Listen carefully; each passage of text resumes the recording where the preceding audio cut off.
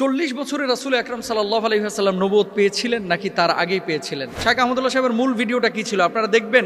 নবুয়তের পূর্বে রাসূল আকরাম সাল্লাল্লাহু আলাইহি ওয়াসাল্লাম কোন ধর্ম পালন করতেন? গুরুত্বপূর্ণ প্রশ্ন। নবুয়তের পূর্বে আমাদের প্রিয় নবী সাল্লাল্লাহু আলাইহি ওয়াসাল্লামের ধর্ম কি ছিল? যদি বলেন যে কোন ধর্ম অনুসরণ করতেন না, তাহলে নাউজুবিল্লাহ উনি কি ধর্মহীন ছিলেন নাকি? উনি নবী হয়েছেন কত বয়সে? 40 বছর বয়সে। তাহলে 40 বছর বয়স মানে তো জীবনের মূল টাইমটা প্রায়। 40 বছর পর্যন্ত উনি নিজে তো নবী ছিলেন না, উনি নবী হয়েছেন তারপরে।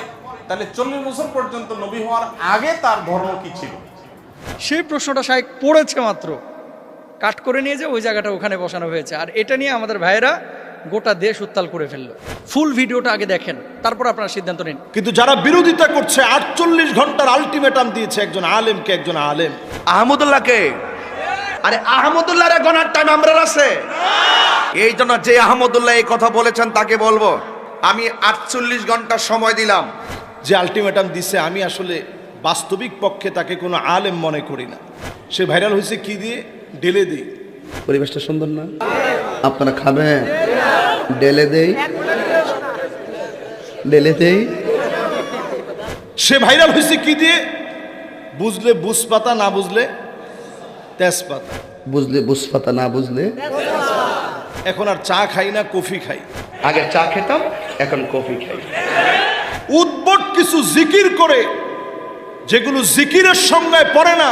আমি কত ভালোবাসি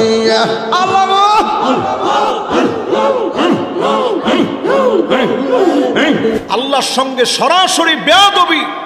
আল্লাহর দমেরা সুলকি দিয়া গেলেন আল্লাহ গায়েব হইয়া, রাসূলের ধন খাজা পাইয়া শুইয়া আছে আজ মেরে কেউ ফিরে না খালি হাতে, খাজা তোমার।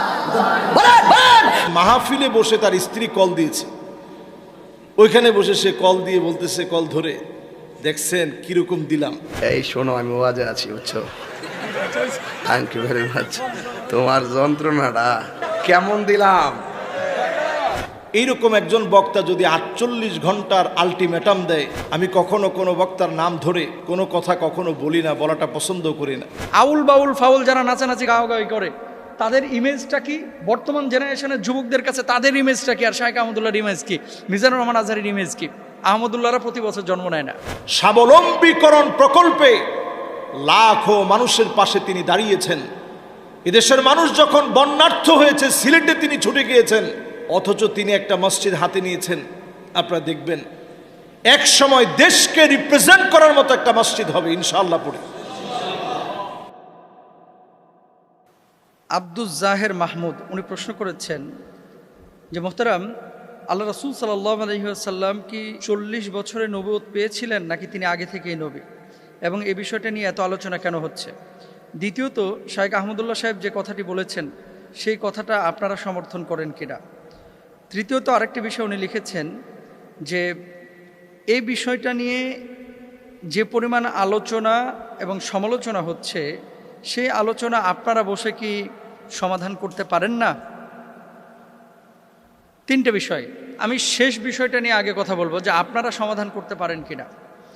দেখেন, কিছু কিছু বিষয় হাদিসে একাধিক বর্ণনা আছে, যেই বর্ণনাগুলো একাধিক থাকার কারণে সাহাবী রিদওয়ানুল্লাহি আনহুম আজমাইনদের জামানা থেকেই কিন্তু এই মতবিরোধগুলো চলে আসছে।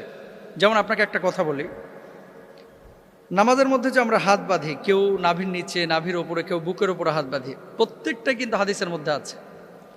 প্রত্যেকটা কিন্তু হাদিসের মধ্যে আছে। এখন আপনি যদি বলেন যে বুকের উপরে হাত বাঁধা এটাই বিশুদ্ধ আর সব কিছু বাকি হাদিসগুলো এগুলো নিষিদ্ধ বা এগুলো মানা যাবে না, তাহলে আপনি এখানে জুলুম করলেন, এটা উচিত না।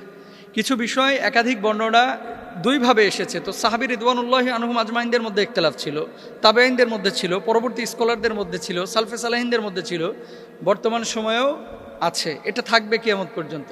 সেক্ষেত্রে আপনার আমার ভূমিকা কি হবে? আপনার আমার ভূমিকা হচ্ছে একাধিক বর্ণনা যখন থাকবে তখন আপনার যেটা ভালো লাগে আপনি মেনে নেবেন, তবে অবশ্যই ইসলামিক স্কলার একজনকে ফলো করবেন যে তার রায়টা কি। সেটা হানাফি মাযহাবের হতে পারে, শাফি মাযহাবের হতে পারে, মালিকি মাযহাবের হতে পারে, তার রায়টা কি। দুই নম্বর বিষয়, 40 বছরে রাসূল আকরাম সাল্লাল্লাহু আলাইহি ওয়াসাল্লাম নবুয়ত পেয়েছিলেন নাকি তার আগেই পেয়েছিলেন?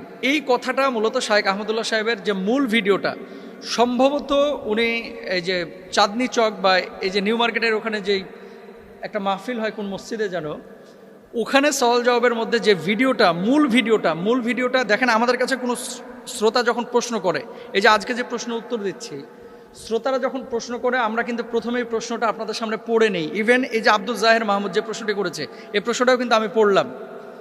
কোরআনুল কারিমে আল্লাহ কি বলছে একটা উদাহরণ দিয়ে আরো ক্লিয়ার হবেন। লা তাকরাবুস সালাহ, নামাজের ধারে কাছেও যায় না। এখন আপনি আগেও নিলেন না, পিছেও নিলেন না। লা তাকরাবুস সালাহ আল্লাহ বলছেন নামাজের ধারে কাছে যায় না, আপনি নিয়ে এসে এটা মুস্তাফিজ হুজুর বলল নামাজের ধারে কাছেও যায় না। এখন কখন? আল্লাহ তো এটা পরে বলে দিয়েছে, ও আনতুম সুকারা, যখন নেশাগ্রস্ত অবস্থায় থাকো। মদ খায়া পবিত্র না হয়ে সাথে সাথে নামাজে দাঁড়ায় না, নাপাক অবস্থায় দাঁড়ায় না। এখন আপনি কাট করে ওখানটা নিয়ে যে বসায় দিলেন।